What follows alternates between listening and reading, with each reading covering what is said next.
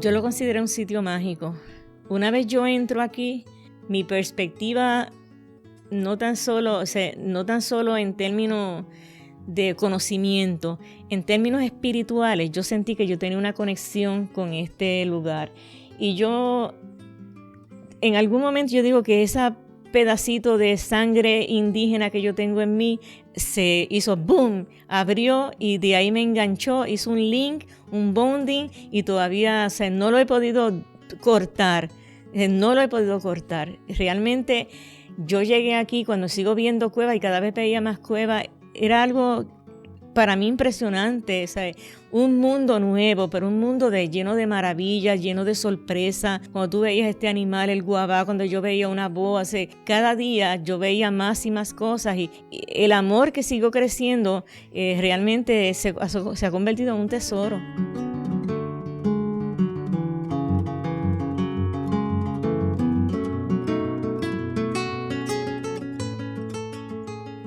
Muchas gracias por acompañarnos en este nuevo episodio. Con gran entusiasmo compartimos nuestra conversación con Miriam Rivera Vázquez, una educadora morobeña, hacedora de ilusiones y con una inquebrantable vocación por la educación. En esta ocasión nos adentramos en el Carso norteño de Morovis, cuna del sueño y el suelo matriz del trabajo de nuestra invitada. Estrechos senderos continuamente marchados por Miriam durante 40 años nos trasladan al auditorio cavernario para aprender sobre una indeleble pasión por el ambiente cárcico de Puerto Rico. En cada uno de sus pasos hay un recuerdo de perseverancia que delimita caminos para la sobrevivencia de la Reserva Natural Las Cavachuelas. En este episodio, Miriam nos recorre por las abras repletas de minúsculos tesoros perceptibles por la espeleóloga, corolario de una pasión trasladada en acción.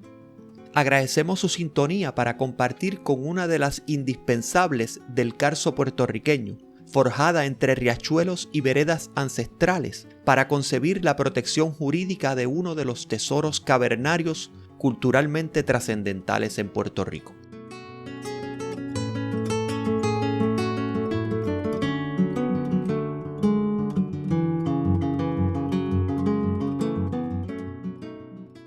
Miriam, muchas gracias por sacar de tu tiempo y dedicarnos este ratito para hablar con Guácara. Antes de pasar a hablar directamente del tema de las cuevas y el carso, queríamos preguntarte acerca de ti y estos asuntos biográficos. ¿Dónde naciste? ¿Dónde te criaste? ¿Tus estudios y profesión? Pues yo nací en Morovis, estudié en la Universidad de Puerto Rico, recinto de Río Piedras.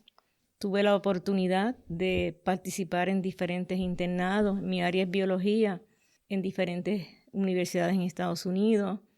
También seguí más adelante estudios a nivel graduado en la educación ambiental en la Universidad Ana G. Méndez. Así que en algún momento de mi vida digo que fui marina también porque fui aceptada a un instituto de ciencias marinas en Puerto Rico liderado por la doctora Álida Ortiz, y yo digo que ese fue uno de los eventos más importantes de mi vida porque me cambiaron, marcaron. Así que con Álida tuve la oportunidad de recorrer muchos lugares en las convenciones de educadores marinos de Estados Unidos y ahí me hice buzo, me volví loca con el mar. Yo vivo en una isla, un archipiélago, no conozco nada sobre el mar y eso dio un vuelco a mi vida por completo. Y de ahí es que yo realmente, yo digo que, como te mencioné anteriormente, que fue un evento bien importante en mi vida. Aparte de, ¿verdad?, de los estudios que tú tienes universitarios, el título que tú obtienes, lo que tú vas adquiriendo a través de los años, esas experiencias, esas vivencias en diferentes universidades. Yo estuve en Princeton, estuve en la Academia Naval en Estados Unidos en Annapolis, New Hampshire University, Maine University, Wisconsin University, diferentes universidades participando de internado. Y esos me hicieron a mí ir creciendo en términos profesionales. Todo esto que nos estás mencionando, Miriam, está en un contexto natural relacionado a los ecosistemas, al medio ambiente.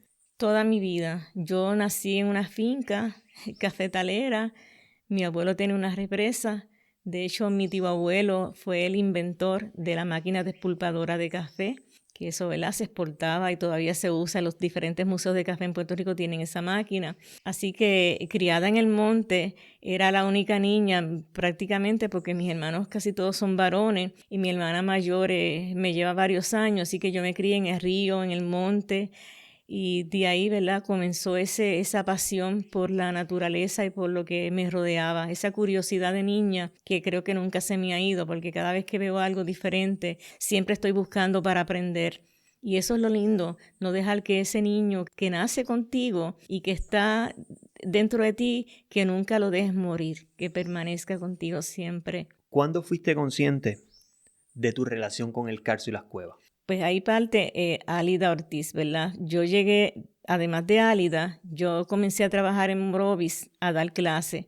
Pues yo nací para enseñar. Y aunque no me gradué en la facultad, no estudié directamente pedagogía al principio, pero esa pasión por enseñar era de niña. Yo sentía que nací para enseñar. Así que al graduarme, me dirigí fácilmente y solicité trabajo en el Departamento de Educación. Como yo no era maestra, no tenía la licencia, pero habían unas plazas disponibles y las acepté. Ahí es que entonces llego a Morovis y conozco al doctor Roberto Martínez, que en ese momento fue mi compañero de trabajo, y entonces él, de unas visitas que hicimos preliminarmente aquí a Las Cabachuelas, empecé a conocerla. Desde que yo llegué aquí con Roberto, yo me enamoré. Estábamos en la década de los 80 y todavía estamos en el 2021 y yo sigo aquí. Así que Roberto Martínez, yo digo que fue la persona que inspiró en mí este amor por las cabachuelas. Y a su vez, Miriam, ¿esa fue tu primer vínculo y contacto con las cuevas? No había tenido contacto con las cuevas hasta la década de los 80. O sea, que fue en el contexto de las cabachuelas y vinculado directamente con el doctor Roberto Martínez. Eso es correcto. ¿Cómo fue esa transformación o tus vivencias con las cabachuelas antes de convertirse en reserva? Digamos esa cabachuela de 1980, antes de todo este esfuerzo. Ahí yo había empezado, ¿verdad?, con Álida estudiando lo que era, cómo en algún momento estuvimos bajo el mar, ¿verdad?, cómo se fue formando el Carso. Ahí que cuando yo entro aquí con Roberto, yo sentía la necesidad, porque él es arqueólogo, y entonces yo sentía la necesidad de conocer más sobre las formaciones de la zona del Carso. Ahí entonces que yo empiezo a estudiar y a tratar de prepararme lo mejor posible en esta zona y tratar de conocer las cabachuelas. Con Roberto, cada vez que yo podía, yo venía y cada vez iba aprendiendo más. Así que yo diría que en ese tiempo, ¿verdad?, fui puliéndome en lo que es la zona del Carso y las cuevas como tal y buscando cada día dónde aprender. Y en el caso, Miriam, tomando las cabachuelas como ese entorno natural donde nos encontramos hoy, ¿el paisaje cambió? ¿Notaste una transformación del paisaje, por ejemplo, con relación a vecinos que vivieran dentro o que quedaran estructuras, casas, de escuelas, de colmados? Cuando yo llego aquí ya no habían residentes viviendo dentro de lo que es la reserva natural, pero sí conocí a unos amigos que todavía tienen fincas aquí y, por ejemplo, son Jesús y Eusebio Casio. Eusebio, que en paz descanse, murió hace unos años, se convirtieron en uno de mis mentores para conocer cómo eran las cabachuelas a principios del siglo XX, porque ellos nacieron aquí y había una comunidad que vivía aledaña a la parte que queda con Ciales de las cabachuelas. Entonces ellos tenían su tiendita, tenían sus casitas, tenían sus fogones, etcétera. Pero lo curioso es que cuando yo los conozco a ellos, pues que Jesús me decía, mira, mi papá cuando me mandaba a comprar algo en la tiendita me decía, ves ahí, pero no se te ocurra ir a ninguna otra cueva. Así que yo fui aprendiendo de cómo fue esa vida de estas personas dentro de las cabachuelas a principios del siglo XX, cómo entonces sé que ellos no conocían de su entorno, solamente el área de sus fincas donde vivían, y así fuimos complementándonos. Ellos me enseñaron y yo les fui enseñando a su vez, ¿verdad?, de las diferentes cuevas. Y hasta el día de hoy todavía yo camino con don Jesús Ocasio. Además ellos me enseñaron esa parte tan bonita, esa parte de Jesús se escribe décima, y esa parte de ese amor que todavía sienten por el lugar, y aunque muchos se fueron y dejaron sus fincas aquí perdidas, pero todavía hay unas personas que están arraigadas como Jesús a las cabachuelas, y eso es bien hermoso. Y uno caminando a través de las veredas de la reserva, uno puede identificar vestigios de agricultura, o sea que sin duda hay una relación entre el campesino y el jíbaro ya con este entorno que probablemente es tan antigua como la que me estás narrando con don Jesús y Eusebio, que es ese vínculo que ha existido, digamos, de los seres humanos locales con las cuevas y con este entorno natural. Definitivamente, cultivaban. Yo llegué a probar de los cultivos de Eusebio, las mejores yautías blancas, yo me las he comido aquí. Sacábamos calabaza, chayote, muchos frutos menores riquísimos, china. Entonces las echábamos en un saco y curiosamente Eusebio, después que trabajaba todo el día, nos preparaba la comida, el almuerzo en el fogón, almorzábamos allí, después teníamos que cargar los sacos y en el estacionamiento él nos repartía. Entonces, por ser estos jocoso, lo nombramos el viejo del saco.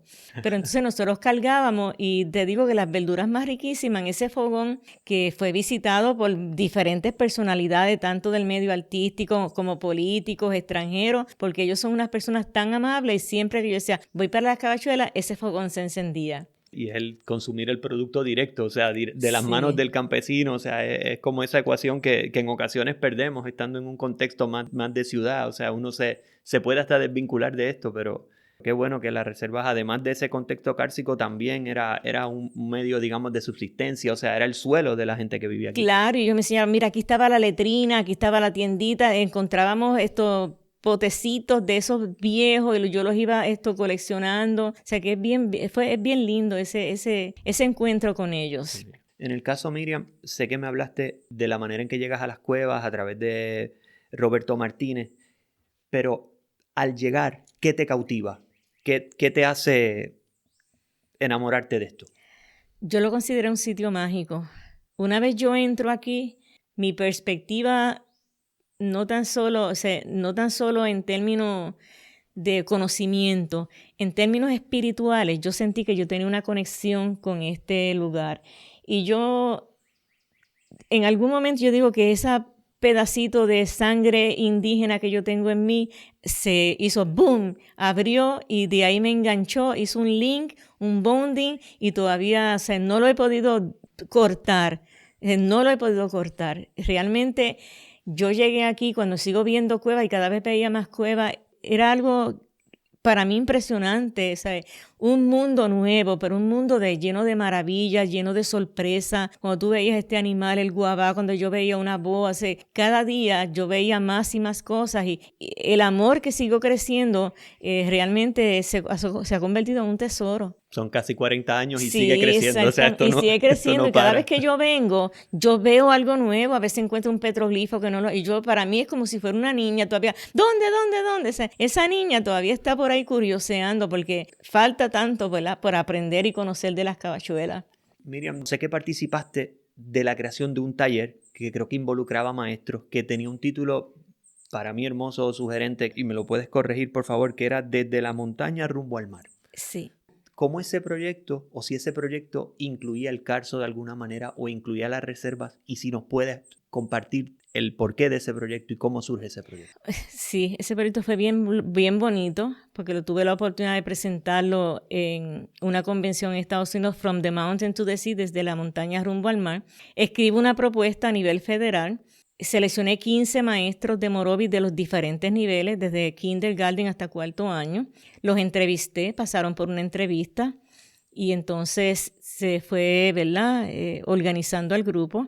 Ahí entonces la propuesta tenía presupuesto para contratar unos expertos. Ahí entonces hablo con Álida y su esposo, el doctor Edgardo Ortiz. Ahí también hablo con Roberto Martínez y el primer taller de esa propuesta fue aquí en Las Cavachuelas, un fin de semana. Esos talleres eran residenciales de viernes a domingo. Y entonces ese primer taller, como te mencioné, fue aquí en Las Cavachuelas. Los maestros pues tuvieron la oportunidad de aprender, conocer y a la misma vez yo tuve la oportunidad de presentar, como te mencioné, ese trabajo en Estados Unidos. Y cuando se viene la Convención de Educadores Marinos en el 1998, por primera vez sale de los Estados Unidos y llega a Puerto Rico. Tuve la oportunidad de ser una de las integrantes de ese comité de organización y tuve maestros de los que participaron en esa propuesta que presentaron sus actividades que hacían con los niños, teniendo en cuenta, unos escogieron Cavachuela, otros escogieron otros ecosistemas, pero presentaron sus trabajos a nivel internacional. Y eso fue para mí me llenó de satisfacción y mucha alegría, ¿verdad?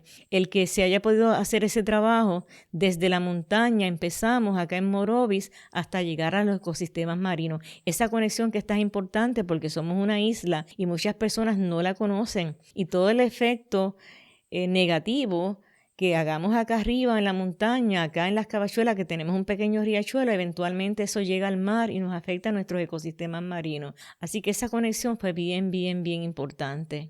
Qué bonito. Y sí, y en efecto es lo que mencionas, es que no podemos perder la perspectiva de que somos un concepto isleño y que muchas veces estamos relacionados por una concatenación de ecosistemas, o sea, salimos de los mogotes, probablemente entramos a llanos aluviales, lo que mencionas del agua, o sea, que hay una conexión hidrográfica, nuestros propios acuíferos, o sea, que yo creo que darle esa mirada no tan solo del lugar, sino es pensar en esas conexiones que existen. Y llevarles con esta visión de que muchas veces vivimos como si tuviéramos un continente y no vivimos en un continente. Estamos delimitados, ¿verdad?, por agua, pero tenemos una bendición en Puerto Rico que tú puedes ir desde un bosque tropical lluvioso a un bosque seco como es el de Guánica, a una reserva natural en la zona del Carso en cuestión de horas. En otros países tú tienes que pasar días, horas, semanas para ir de un ecosistema a otro, y aquí en las mismas Cabachuelas tú tienes humedal, tú tienes unos diferentes ecosistemas, ecotonos que puedes cogerlos, tú sabes, en un día o en una semana puedes visitarlos todos. Miriam, ya me estás hablando de unas inquietudes que van en virtud de una transformación, digamos, de una persona que llega como una invitación probablemente o a participar de proyectos que se estaban llevando a cabo en las cuevas, en las Cabachuelas. Pero ¿cómo te vas transformando tú, digamos, de manera individual a ver las Cabachuelas ya de una manera más, digamos, organizada y profesional? Comenzamos esto entre Roberto y yo. Me acuerdo que venían a veces visitantes de otros países que ya tenían cabachuelas, ¿verdad? Por alguna razón, Cabachuela aparece en muchas partes del mundo por los hallazgos que se han dado aquí. Y entonces me acuerdo que llamaban al municipio de Morovis y pedían, ¿verdad?, quién podía ser guía en las Cabachuelas. Entonces, por lo general, en muchas ocasiones veníamos Roberto Martínez y yo. Roberto cubría lo que era la parte de arqueología y yo cubría entonces lo que era la parte de ecología, biodiversidad, etcétera. Y así nos fuimos complementando. Y hemos tenido la oportunidad, ¿verdad?, de traer diferentes personas. Pero yo, además de eso, en mi inquietud de educar, yo empecé a traer grupos de estudiantes morobeños. Es bien importante reseñar que aunque las Cabachuelas han estado por miles de años aquí en nuestra zona, muchos de los morobeños no conocen las Cabachuelas. Así que yo me dediqué a invitar a compañeros maestros, tanto de nenes pequeños hasta grandes, y como educadora ambiental diseñaba unos recorridos educativos para niños y adolescentes. También en los veranos me inventaba que campamentos. Con mis amigos, obviamente no teníamos otros recursos, y con mis amigos yo les decía, mira, vamos a estar en las Cabachuelas tal día. Yo me apunto. Y así pues empecé a enseñarle, ¿verdad? Comencé a enseñarle a una porción, una parte de estos morobeños que yo podía llegar en lo que son las Cabachuelas. Todavía falta muchas personas por entender y comprender la riqueza que tenemos aquí en Morovis. Sabemos, Miriam, que las Cabachuelas no se convirtieron en reserva de la noche a la mañana. No. Esto no amaneció una reserva en el año 2012. ¿Cómo fue la transformación y evolución para convertirlo en una reserva? Pues fíjate, esa visión siempre primero la tuvo Roberto Martínez, de que esto tenía que protegerse porque es un recurso, ¿verdad?, natural de incalculable valor. Aquí vino en una ocasión James B., un zoólogo de la Universidad de Kansas, y después de visitar 22 cuevas llevándose, ¿verdad?, muchas cosas, esto fue a recomendarle al entonces gobernador de Puerto Rico, eso fue en el 1957, que este lugar era tan importante que había que conservarlo, no tan solo para el turismo, mencionó para la educación. Entonces, en el 1957, pasaron muchos años,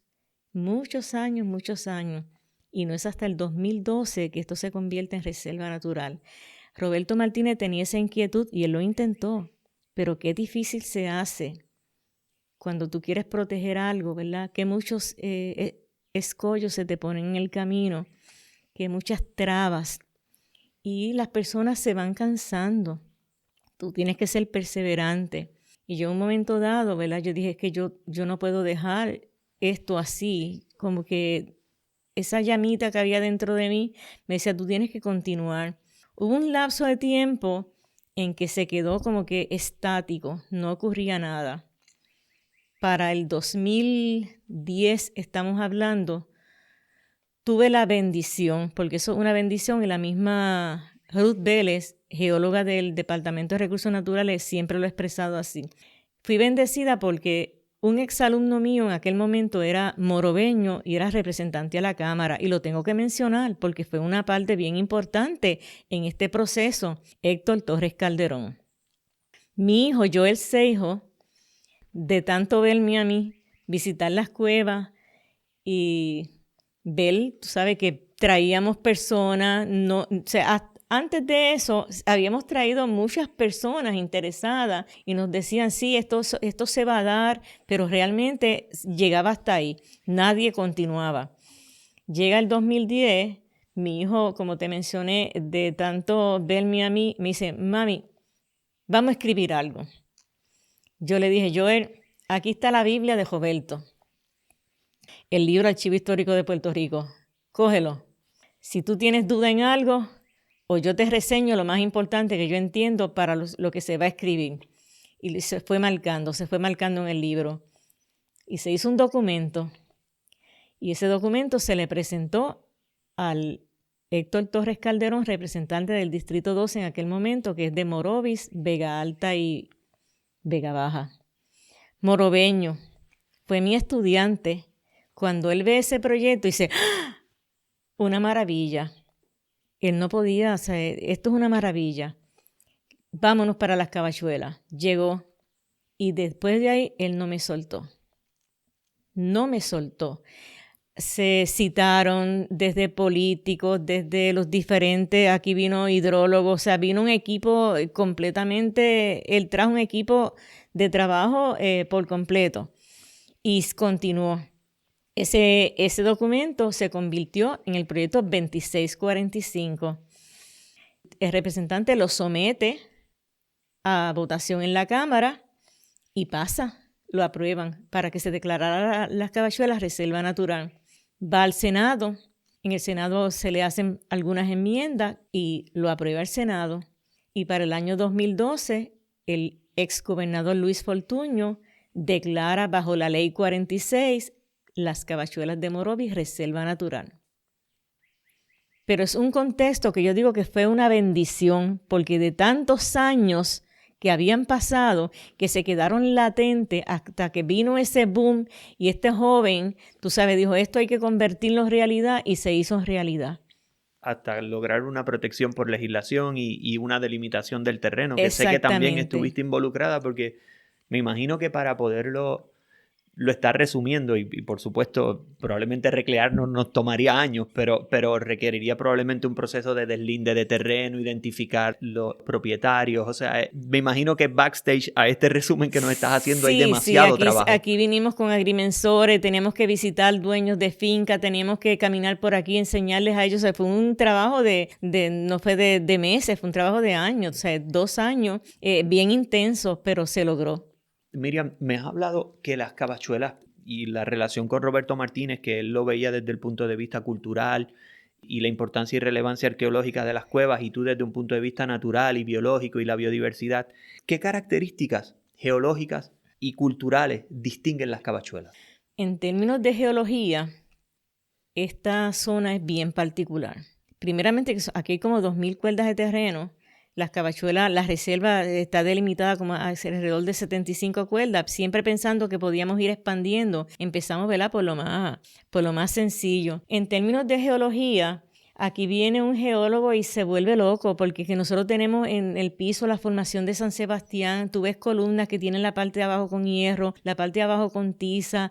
Aquí tenemos los zanjones, las trincheras. Los zanjones de Cavachuelas son los que se usan de referencia a nivel internacional. Si tú estás en China, en Japón, y tú vas a hablar de esta formación característica de la zona del Carso, que son los zanjones, tú tienes que mencionar Cavachuelas, porque inclusive desde el espacio, fotografías satelitales, aparecen los zanjones. Claro, en el pueblo de Florida hay otros zanjones, pero los zanjones de Cavachuelas son particulares. Y tantos mogotes juntos, con tantas cuevas aledañas, o sea, unas a otras, hacen de este lugar una zona en términos de geología bien particular. En términos culturales, mira, aquí como te mencioné, se han encontrado puntas de flecha en vidrio en el yacimiento La Tembladera. Se le hacen el fechado de carbono 14 y arrojan para una fecha que ya Morovis se había fundado. En ese mismo yacimiento La Tembladera, el doctor Reinier Rodríguez fechó un bivalvo, una almejita marina, y arroja para 2420 años antes de Jesucristo. O sea, estamos hablando de los indígenas arcaicos, que tenemos evidencia de que estuvieron presentes aquí en las Cavachuelas y que probablemente nosotros nos enseñaron en nuestros libros de historia que esta cultura desapareció y llegó esta. Pues mira, Cavachuelas ha ido reforzando la evidencia de aquí que hubo una convivencia de las diferentes culturas que compartieron unos con otros. Además de eso, tenemos la familia Chévere. La familia Chévere, ellos tienen todos los rasgos de los indígenas taínos, pómulos sobresalientes, todos los rasgos que nosotros nos enseñaron en la escuela. Pero además de eso, Ali Chévere, que es la que queda, ella trabaja la alfarería como los indígenas taínos, con la leña, ella hace sus vasijas, y entonces ellos cuentan la tradición oral que ellos narran, ¿verdad? De cómo cuando doña Barín, que era la mamá de Ali, ya murió hace unos años, contaba que su bisabuela y tatarabuela, según ellos iban pasando de generación en generación, esa tradición oral se iba pasando, que cuando los españoles llegaban, las indígenas corrían a las cuevas a esconderse, huyéndole a los españoles. Entonces tenemos aquí pictografías, así que aquí tenemos es un complemento. Aquí se han encontrado en términos de paleontología restos de organismos extintos hace millones de años. Aquí vivió el oso perezoso, el dugongo, que aunque está en los mares del Pacífico, se extinguió de los mares de esta zona hace millones de años, y aquí se encontraron fósiles del dugongo, dientes de tiburón, o sea, especímenes que los paleontólogos de otros países del mundo han venido aquí a tratar de buscar.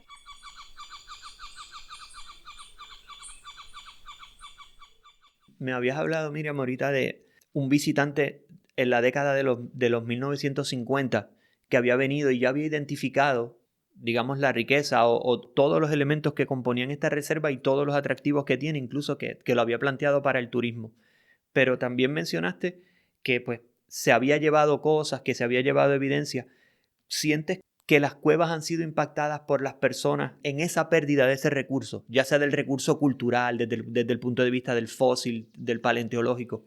Sí, aquí lo que podemos llevar saqueo a través de los años, cuando esto no era reserva, han venido muchas personas con diferentes, ¿verdad?, científicos con diferentes preparaciones, lo que son zoólogos, lo que son paleontólogos, arqueólogos, personas interesadas en el arte rupestre, y aquí hubo muchos saqueos.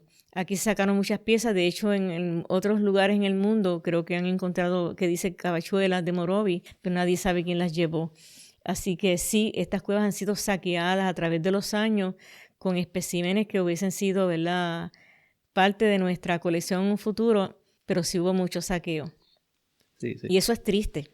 Y además probablemente no es un fenómeno en solitario, sino probablemente es un fenómeno que afecta un poco más a la isla en general. O sea, yo creo que el apropiarse de recursos de las cuevas, pues probablemente ha sido como una práctica más distendida, no exclusivamente de Morovis, pero aún así es lamentable. Fuera una cueva o sean 200. Es triste y duele, tú sabes, pensar, ¿verdad?, que personas profesionales, ¿verdad?, venían a llevarse, ¿verdad?, especímenes y luego recomendar, mira, esto hay que protegerlo, pero yo por un lado me llevo esto y después tú lo proteges.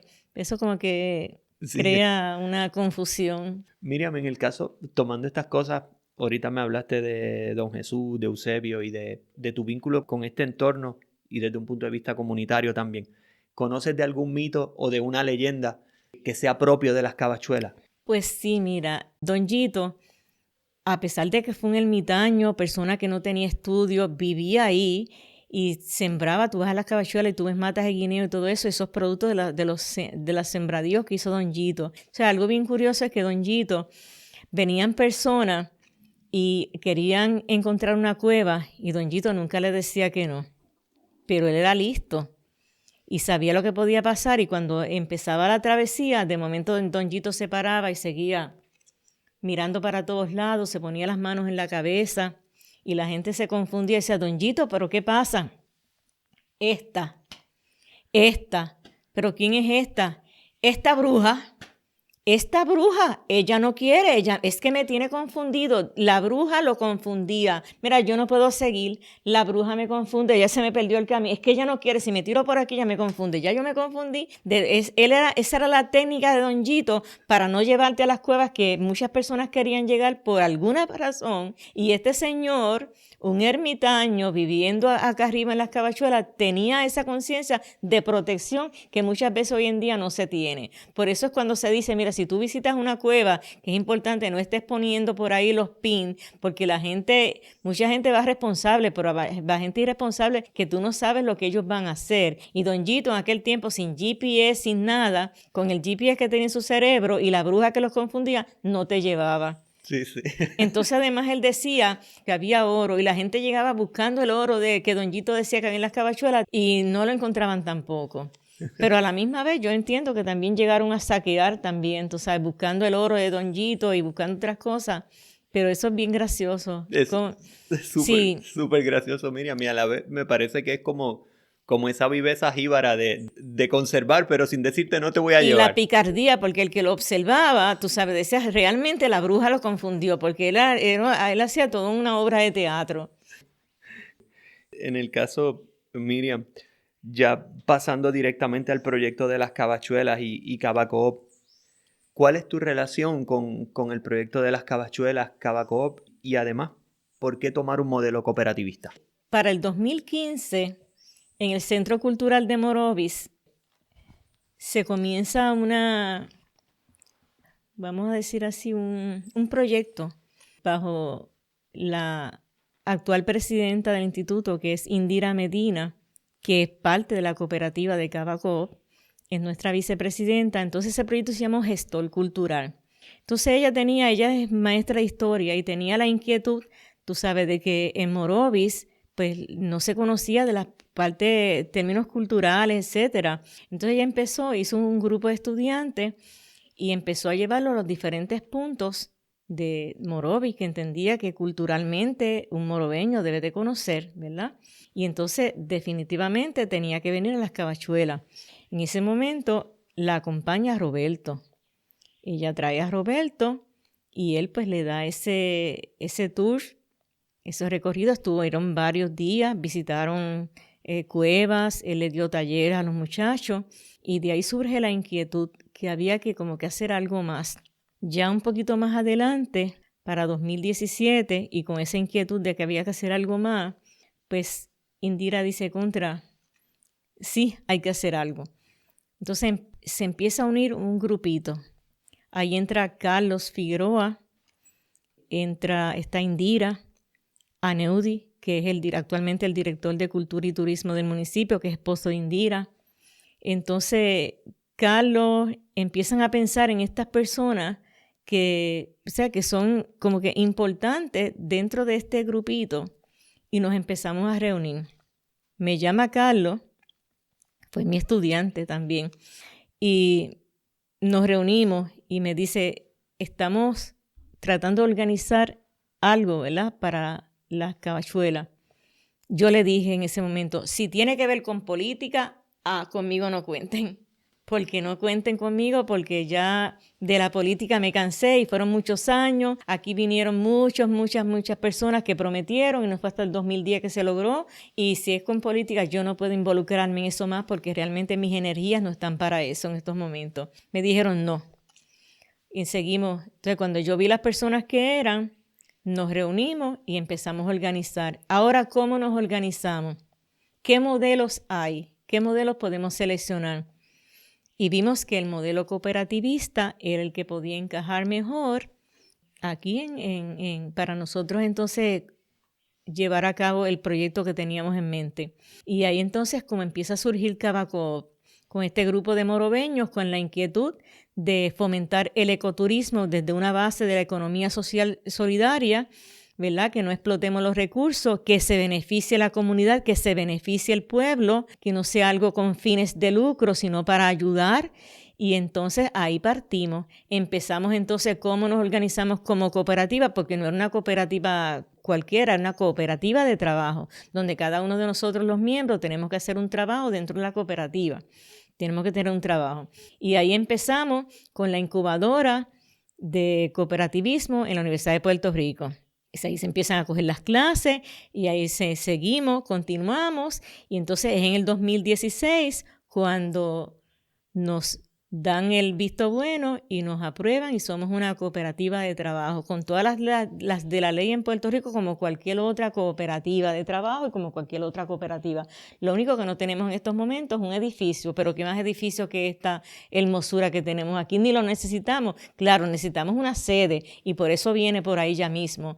Ese fue el mejor modelo que seleccionamos y nos hemos ido preparando en términos cooperativistas. Y Miriam, hablaste que a través de este proyecto de base comunitaria, sospecho que por lo que me estás hablando son morobeños, esencialmente el grupo de personas que se comienza a reunir con esas inquietudes de resaltar esos elementos de Morovis y a través de ti probablemente encuentran cómo destacar este tesoro. ¿Cómo el proyecto beneficia a las comunidades? Es lindo, porque cuando yo estaba, antes de que empieza el proyecto de Cava-Coop, la cooperativa de trabajo, se hacía bien difícil integrar la comunidad. No es fácil, ¿sabe? Trabajar con la comunidad, el que sabe y el que conoce, trabajar con las comunidades no es nada sencillo. Son personas, diferentes puntos de vista, diferentes intereses, así que es un trabajo arduo. Pero nosotros en la cooperativa estamos aunando esfuerzos para que la comunidad aledaña se integre. Desde el huracán María estamos ayudando a la comunidad aquí de Riachuelo, proveyéndole, ¿verdad?, materiales, ayudándolos en lo que ellos necesitaran, limpieza, etcétera. Ahora mismo estamos fomentando para que ellos en el gazebo que tenemos en el estacionamiento tengan su kiosquito y cuando los que participan del recorrido salgan, que ya el agua está caliente o se quiere comer un pinchito o algo, que ellos también alleguen fondos. Así que estamos trabajando, ¿verdad?, con la comunidad. Próximamente una de las dueñas de una de las casas que tiene una pared allí en la entrada nos dio permiso, ya tenemos un contrato por 5 años para pintar un mural. Entonces, si a los 5 años no retocamos ese mural, pues ella tendría el derecho de quitarlo, pero ya eso está corriendo. En términos de la pandemia, hemos ayudado mucho porque hemos recibido unos fondos para ayudar a la comunidad, se le han suplido pipas de agua, materiales de higiene, así que estamos, nuestro trabajador social comunitario, que es José Santos Valderrama, él está trabajando en conjunto y se reúne con los miembros de la comunidad y empezaron 1 o 2, pero ya tenemos un grupito más que va creciendo. Por ejemplo, ahora tenemos a don Félix que nos ayuda en términos de lo que es limpieza de veredas con nosotros, ¿verdad? Porque las veredas hay que saber qué plantas hay que proteger, etcétera, y también se le está pagando. Así que nosotros estamos contribuyendo a que la comunidad reciba un ingreso adicional porque estamos en una zona que el porciento de las personas bajo nivel de pobreza es bien alto.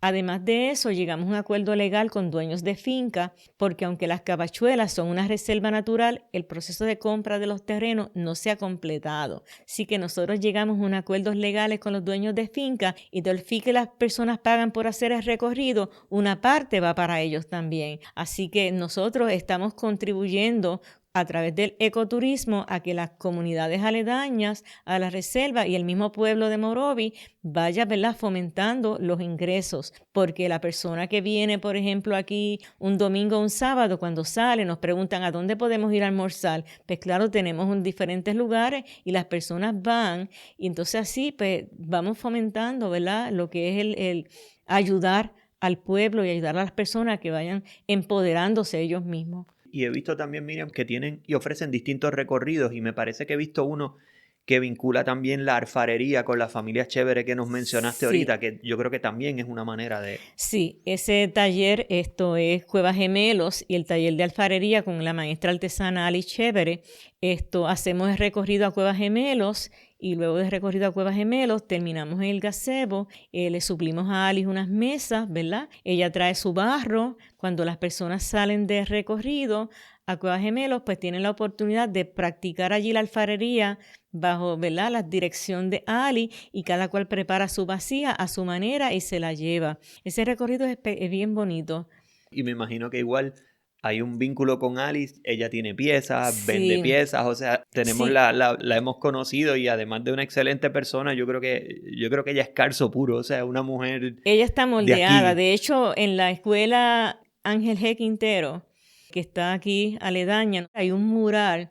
Cuando salgan, yo creo que ustedes lo han visto, ese es Doña Barín. Y eso lo hizo un jovencito, un muchachito de Ponce. Y Doña Barín él la dibujó, pero sobre la leña, sobre el fuego. Como que ella se va derritiendo y se va convirtiendo en barro nuevamente. Eso, mira, a mí los pelos se me peluzcan, como uno dice en el campo, porque es bien, bien, bien especial. Es impresionante el mural y yo creo que la recoge, en esencia Sí, la recoge y yo creo que lo logra tuve transmitir. la dicha de conocerla, una persona maravillosa también, igual que su hija Alice.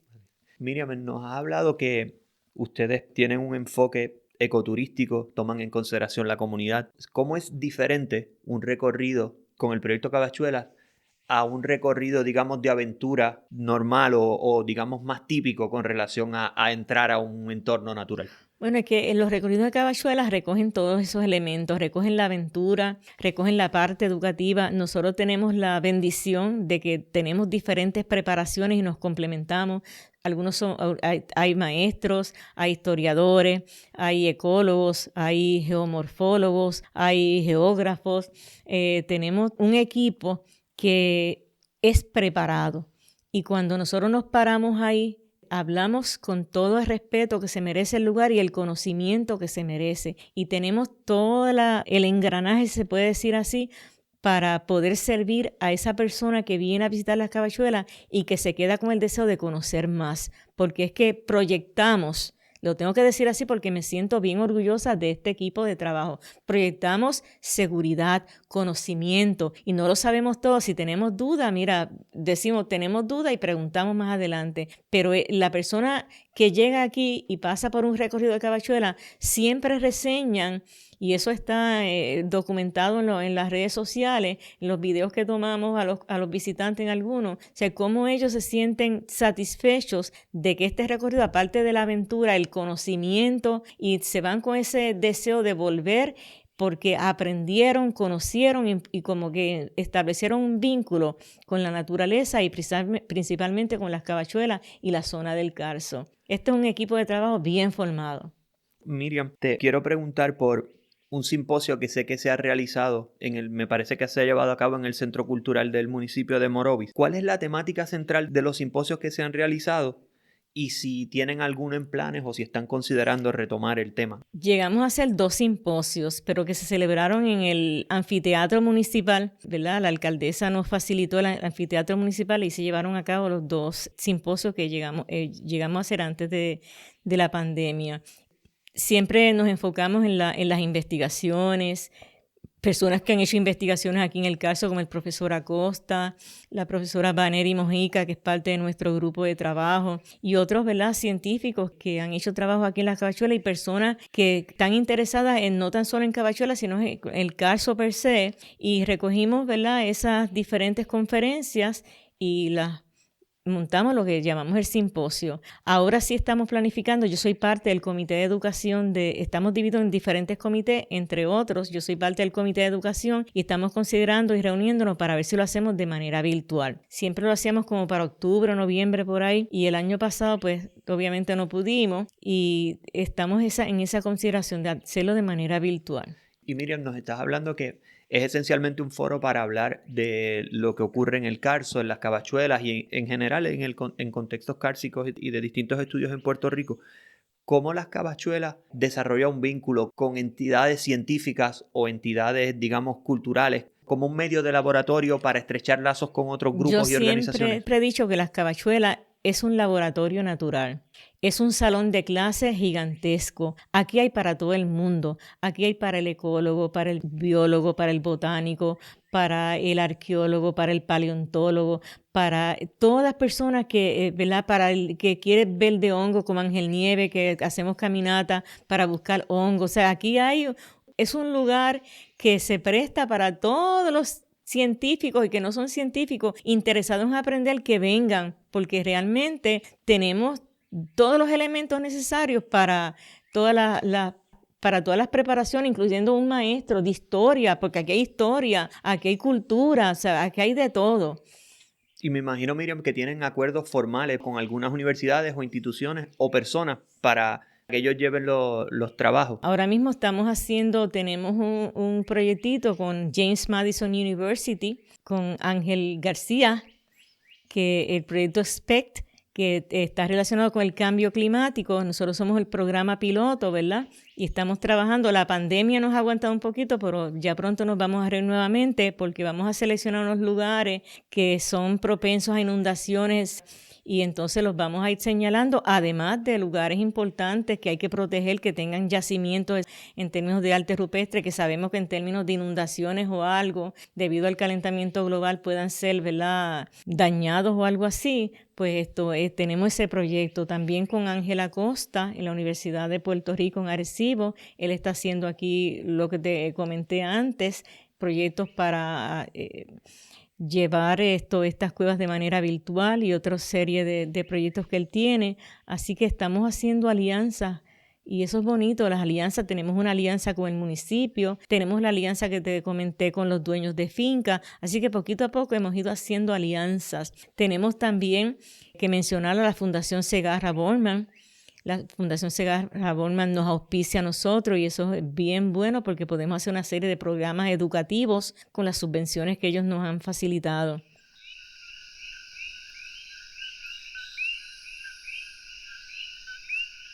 Miriam, quisiera saber qué simboliza o representa para ti traer una persona aquí a Las Cavachuelas. Hasta ganas de llorar me dan, porque yo amo tanto este lugar. Y cada vez que yo traigo a alguien aquí, yo quiero que esa persona, aunque no tenga el mismo amor que yo llevo tantos años aquí, pero que se lleve un pedacito. Y eso para mí es bien importante, porque realmente amo el lugar y creo que el que viene aquí sí se lleva ese pedacito. Y si yo logro que haga una pequeña conexión en Las Cavachuelas, yo sé que esa lo van a extrapolar a cualquier otro ecosistema de la isla. Y eso es lindo. Sé que lo has hecho hasta con tus nietos, con tus hijos. Con todo el mundo. Sé que es una pasión. Esto se ve, sí. Miriam, esto es una pasión. Y ¿qué, de todo lo vivido y lo aprendido, qué harías diferente? Muy buena pregunta. Muy buena pregunta. Y básicamente, ¿trabajarías algo diferente? ¿Pensarías diferente algo? Yo no pensaría diferente. Yo llegué aquí con una mentalidad y dije, esto tiene que seguir creciendo, yo no me puedo ir. Y entonces mis compañeros me dicen que una de mis características es la perseverancia. Y yo dije, oye, verdad es, porque hasta mi hijo se dio cuenta, contra mami tanto sufriendo, tanto tiempo en Las Cavachuelas, hay que hacer algo. Y aunque ha dado trabajo, mira el San Pedrito, qué hermoso nos está saludando. Bello, sí. Aunque ha dado trabajo, sí, yo tal vez haría algo diferente. Y en un principio, aunque era difícil, ¿verdad?, entablar comunicación con la comunidad, tal vez empezar desde la comunidad, pero no te puedo decir que hubiese sido exitoso tampoco, porque las comunidades yo era sola, no tenía un equipo de trabajo per se, así que no podía ser uno solo, como que se queda sin herramientas y es difícil. Así que yo creo que aunque se tardó tantos años, el esfuerzo ha valido la pena. Yo creo, Miriam, que podemos tomarlo como un paralelismo, pero dado que estamos dentro de una cueva, es que tenían que ser esa cantidad de gotas para formar la estalagmita. Sí. O sea, Era eso, tenía que ser así. Tenía que ser así por tiempo, porque sabemos el crecimiento de estas espelotemas duran miles de años y entonces el crecimiento de este viento cabachuela no se podía dar en términos como tú mencionas de tiene que ser goterita a goterita hasta que, mira, ahora somos como un montón de sorbetos. Somos un montón de sorbetos, estos sorbetos estamos formando una estalactita. Mira qué linda esa ¿verdad? Que es una metáfora. Sí, yo me considero como soy parte de ese sorbeto. Tal vez el sorbeto más grande y tengo muchos sorbetitos que han ido creciendo. Qué bonito, qué bonito.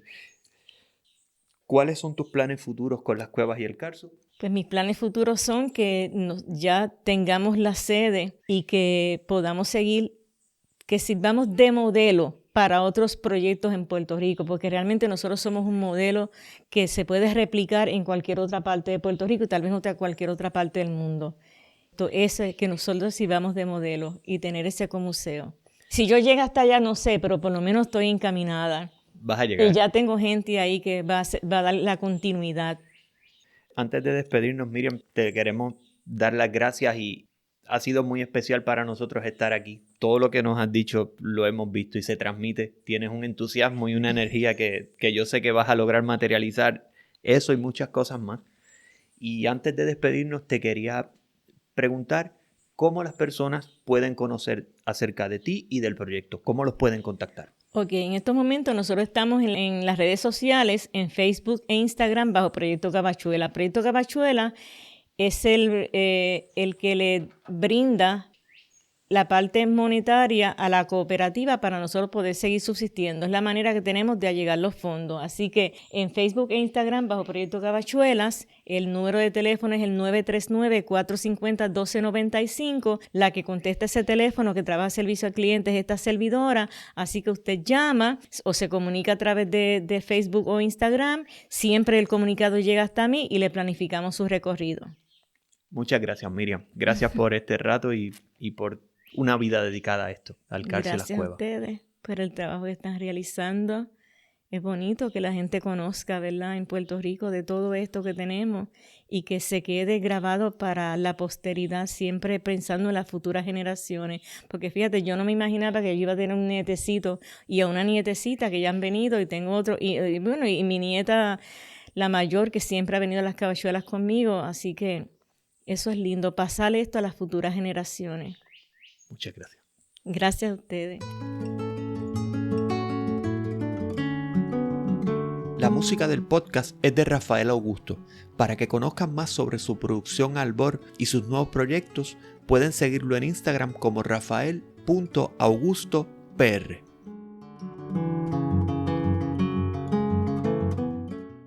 Los episodios son un recorrido por la memoria histórica y las experiencias espeleológicas de nuestros invitados. Tus comentarios y reacciones son bienvenidos a través de nuestras redes sociales, donde continuaremos dialogando y adentrándonos en la memoria viva de la espeleología puertorriqueña.